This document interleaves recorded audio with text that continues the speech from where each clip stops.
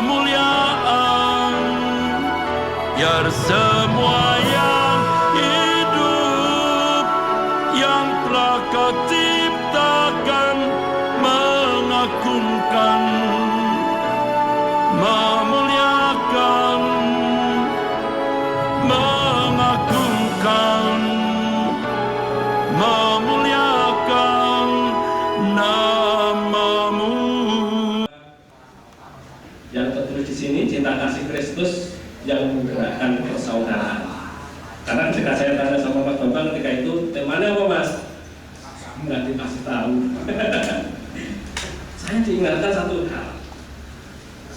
satu hal yang mengingatkan saya tentang perjalanan pelayanan saya bersama beliau. Kami menjadi anak-anak didik senior kami, Pendeta Antoni Stephen di Jogja. Dalam pergumulan pelayanan bertahun-tahun merintis di berbagai tempat, dari gunung ke gunung, dari desa ke desa. Ada satu misi yang gagal juga. Dari antara anak-anak Pendeta Antoni Stephen yang dididik selama 13 tahun paling tidak. Dalam tahun yang sama, kami harus berhenti dari petualangan keluar masuk pedesaan untuk mendapatkan SK Purbalingga yang berbeda-beda. Tetapi meskipun kami ada di satu tempat yang berbeda, beda kota, ada yang beda organisasi, tetapi ikatan itu tetap kuat. Dan sebagian dari jemaat Solo adalah dulu juga yang dilayani Pak. Hari ini bersama-sama di sini. Pendeta Milican ada di Jogja, lalu Pak Bambang ada di tempat ini, itu jauh. Saya nggak kaitan, saya ada di Solo. Lalu satu lagi namanya Andre, ada di Sragen, ada di tempat perintisan awal kami yang sekarang menjadi gereja sidang jemaat alat pertama di Sragen. Pertama. Tapi ada juga rasa duka cita ketika di tahun itu juga satu lagi teman seperjuangan kami gugur dalam situasi COVID-19. Kalau Pak Tahman kehilangan jemaat yang dikasih di tempat ini, kami kehilangan teman seperjuangan namanya Pendeta Andreas Sureto, yang kami tinggalkan, pelayan kami tinggal sakit hanya 3 hari. Seperti pukulan juga, ketika anak saya bilang, Pak Andreas mau pulang, langsung ke saya, Pak Andreas sembuh, Pak Tunggal KSA. Itulah keadaan yang terjadi, dan ketika hari ini kita ada di tempat ini bisa melayani bersama, lalu merayakan Natal bersama meskipun terbatas, ini adalah berkat Tuhan. Amin. Bapak Ibu terkasih, tadi pagi ketika saya doa pagi, saya mempersiapkan renungan pagi saya untuk dikirim kepada orang-orang yang saya layani, terutama jemaat Tuhan yang kami gembalakan. Sebuah pertanyaan, mengapa Natal dirayakan? Saya bangun pagi-pagi jam 3 karena harus ke Jatiyoso. Begitu semangatnya teman-teman yang bilang ini, Pak Kajabiro, setengah mulu sama Solo kan? Timbang telat. Karena naik ke Blasuk. Jadi kami setengah 8 sudah di titik, pokoknya di titik mau bensin terusan. Saya nggak tahu jam dari Jebres, Pak Bina berangkatnya mungkin jam 7 ya. Jadi saya jam 3 pagi sudah berdoa, saya mulai Tuhan, saya mau mengirimkan sebelum saya klik. Ini tersebar di grup dan tersebar di mana-mana karena akan berantai terus. Saya bertanya, kenapa Natal dirayakan sih? Lalu saya diingatkan sebuah peristiwa di mana seorang anak kecil yang minoritas mendapatkan hadiah. Itu suatu peristiwa yang saya alami. Ketika saya masih kecil, Saya adalah satu-satunya anak laki-laki yang di gereja berjalan kaki melewati bukit sekitar 3 kilo ke kampung istri saya. Di sana Kristennya banyak, mayoritas. Dan seringkali saya tidak datang sekolah minggu karena jauh, melewati jalan berdebu, belum aspal kayak itu. Mungkin waktu itu Mas Bambang sudah di Papua. Saya masih kecil. Saya berjalan kaki setiap kali Natal sebuah perayaan yang begitu besar di sebuah balai desa penuh dengan orang. Dan saya tidak pernah sekolah minggu ketika itu. Tetapi ayah saya mendidik saya untuk berdoa. Ayah saya mendidik saya untuk menghafalkan ayat hafalan di rumah. Jadi 1 tahun itu saya hanya ke gereja beberapa kali kalau perayaan-perayaan.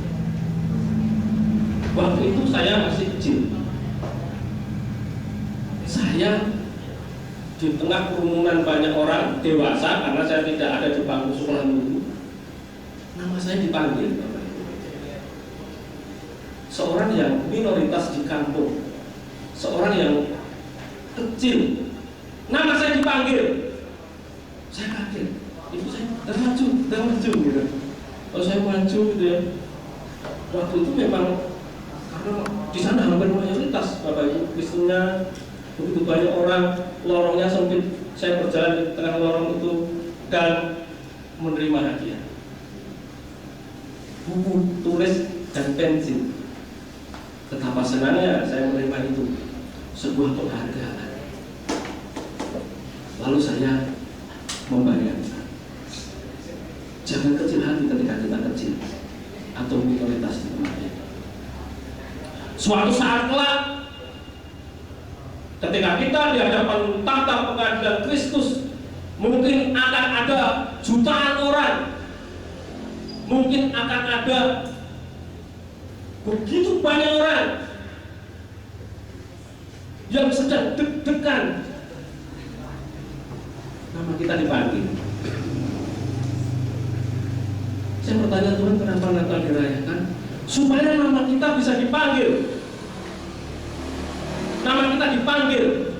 Saya tidak kenal dengan guru sekolah minggu saya ketika itu. Belakangan baru saya kenal, ternyata itu masih saudara dari ayah saya.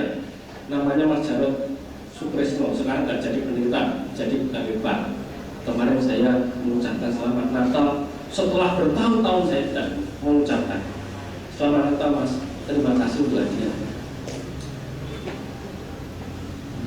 Di tengah jutaan orang yang sedang menghadap tahta pengadilan itu, nama kita dipanggil. Itu luar biasa. Kalau saya hanya diberi handphone ketika itu, suatu saat nanti kerinduan saudara namanya dipanggil. Amin. Nama kita dipanggil. Makanya ketika sekolah minggu ada lagu, dengar dia panggil nama saya, dengar dia panggil namamu, dengarlah dia panggil namamu. Kira senangnya koyopo saudara ketika saudara dipanggil untuk diperkenan masuk ke dalam kerajaan surga. Senangnya tidak koyopo. Betapa sukacitanya, mungkin saudara akan berloncat. Puji Tuhan, haleluya. Namaku disebut, namaku disebut. Jangan ikut Tuhan Yesus. Itulah perlunya adanya Natal. Mengapa Natal dirayakan, Bapak Ibu terkasih? Karena kabar baik yang dijanjikan Allah bagi umat manusia telah digenapi dan kita alami. Sempat saya dan Pak Bambang bergumul cukup lama. Tadi pagi di renungan pagi juga yang sudah mendengarkan Jemaat Solo sempat agak bergumul. Jadi ada klaim-klaim Natal kok tidak dirayakan, sehingga mengganggu juga. Natal itu kan hari raya Dewa Matahari, kata orang. Ada sebagian umat Tuhan, saudara seiman yang mengatakan begitu. Hari raya pagan, lambang-lambangnya pagan, saya bertemu dengan teman-teman saya yang ekstrim di Jakarta. Ketika itu, Mas, gak usah merayakan Natal. Ada juga yang berkata, Natal kan tidak diperintahkan di dalam Alkitab. Kenapa harus dirayakan? Setelah kita belajar dan belajar menggali di dalam keraguan, karena kita kan ingin mencari kebenaran yang sebenar-benarnya, tampaknya kita harus memperhatikan lebih jauh kenapa Natal harus dirayakan. Karena kabar baik itu sudah kita terima. Natal adalah sebuah tradisi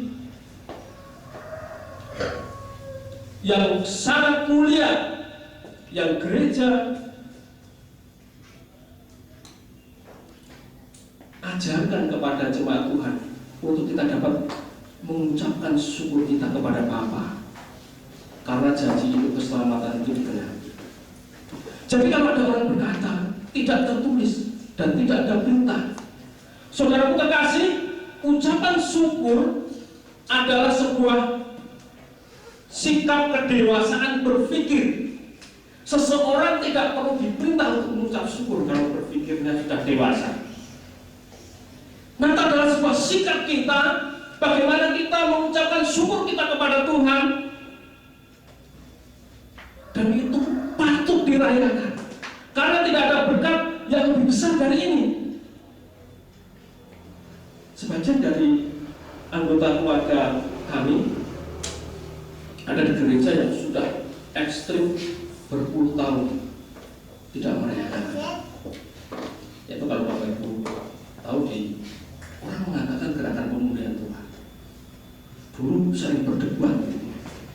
Tempo hari adik saya mengirimkan dari Surabaya sebuah link Zoom mustika kelahiran Sang Juru Selamat. Saya bilang sama istri saya, mustika kelahiran Sang Juru Selamat, pemulihan ini. Ayo pagi-pagi setelah saya doa pagi saya klik.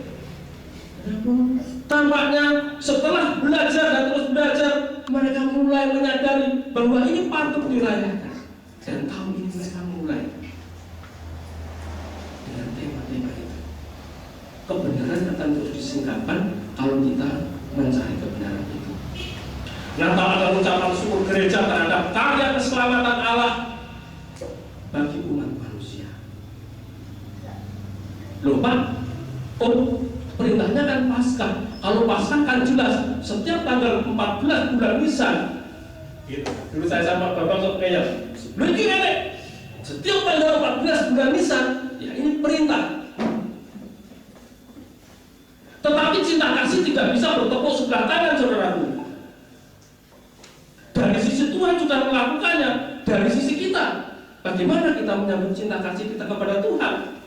Saya mulai disadarkan bahwa antara Natal dan Paskah seperti dua sisi topeng mata uang yang tidak dapat dipisahkan.